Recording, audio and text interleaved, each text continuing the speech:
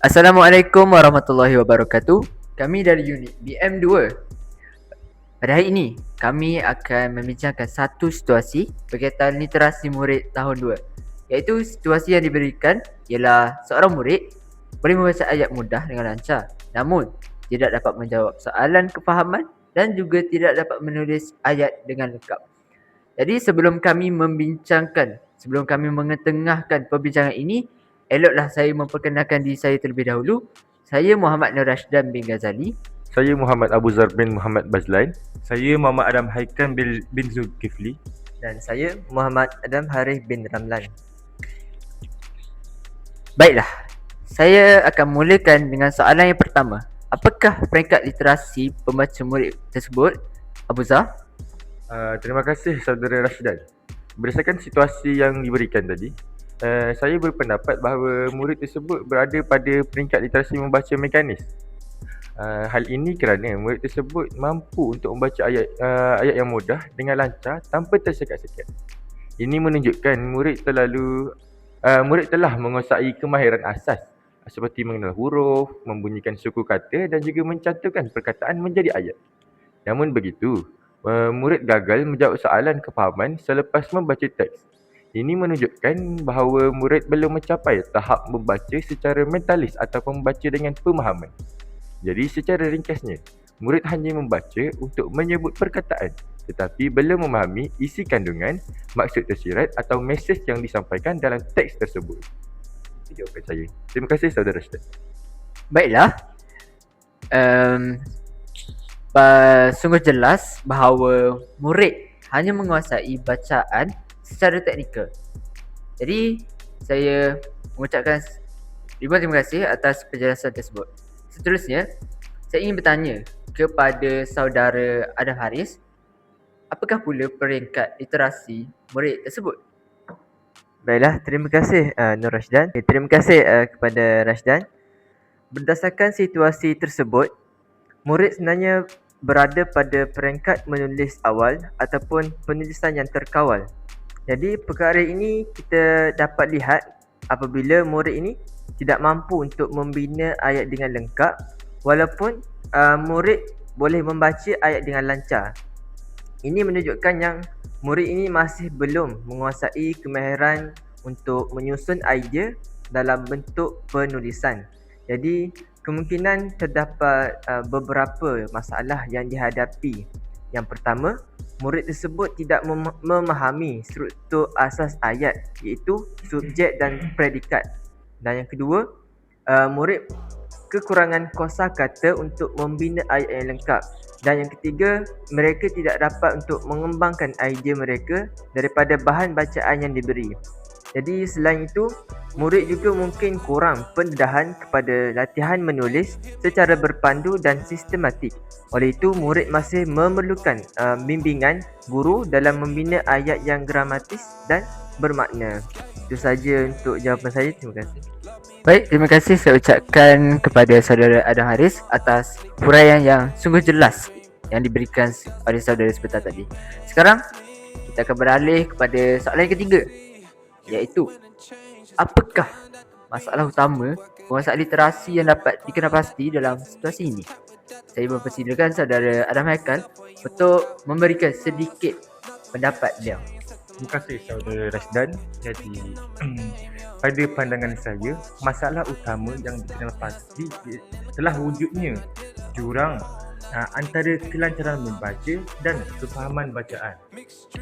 Walaupun murid ini boleh membaca dengan lancar, tapi murid ini tidak memahami isi teks yang dibaca oleh mereka. Ini dapat menunjukkan bahawa murid ini tidak dapat untuk memproses atau maklumat secara mendalam. Selain itu, murid juga tidak dapat untuk menzahirkan pemahaman dalam bentuk penulisan. Hal ini dapat menyebabkan murid ini gagal untuk menjawab soalan, kefahaman dan tidak dapat untuk membina ayat yang lengkap. Secara keseluruhannya, masalah utama murid ini ialah kelemahan dalam aspek kefahaman, penguasaan kosakata dan pengembangan idea. Itu sahaja saya rasa daripada pandangan saya. Baik, terima kasih saudara Adam Haikal. jelas menunjukkan bahawa murid yang memerlukan intervensi yang lebih berfokus kepada kefahaman dan penulisan menyebabkan penguasaan literasi murid tersebut kian meningkat. Jadi seterusnya, apakah cadangan aktiviti PDP yang sesuai untuk membantu murid tersebut? Saya menjemput Saudara Abuza untuk memberikan sedikit pendapat beliau. Baiklah, bagi pandangan saya mencadangkan aktiviti pertama iaitu bacaan berpandu bersama guru. Iaitu, guru boleh menyediakan teks yang pendek ataupun yang sesuai dengan tahap membaca murid tersebut serta memberi gambaran yang menarik untuk membantu pemahaman murid.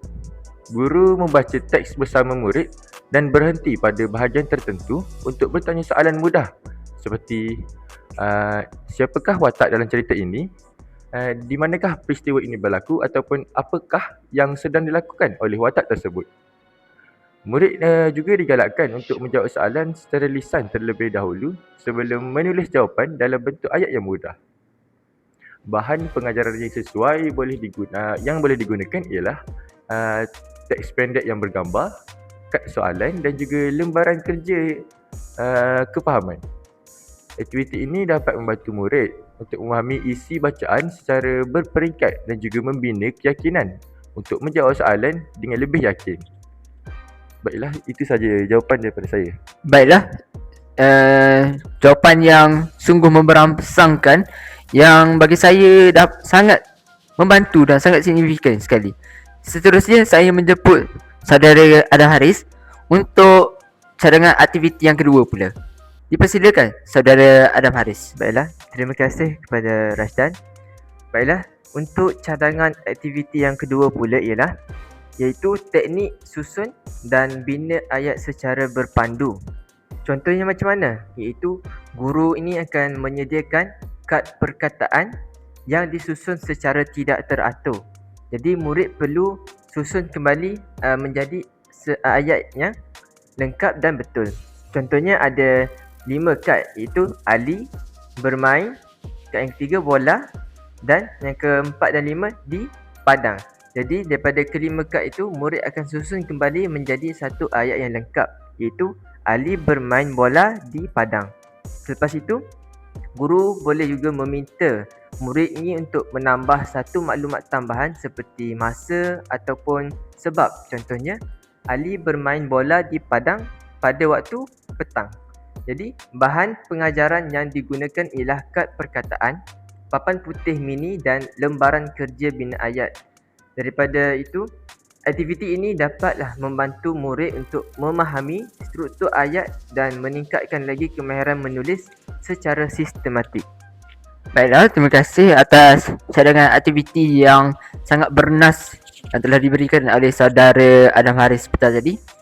Secara kesimpulannya, murid dalam situasi ini tidak menghadapi masalah membaca secara teknikalnya, tetapi mereka lemah dalam aspek kefahaman dan penulisan. Oleh itu, guru perlu melaksanakan aktiviti yang memberikan penekanan kepada kefahaman bacaan, pengayaan kosakata dan pembinaan ayat secara berpandu. Dengan intervensi yang sesuai dan berterusan, murid dapat meningkatkan tahap literasi membaca dan menulis secara menyeluruh. Sekian saja perbincangan daripada kumpulan kami pada hari ini. Terima kasih.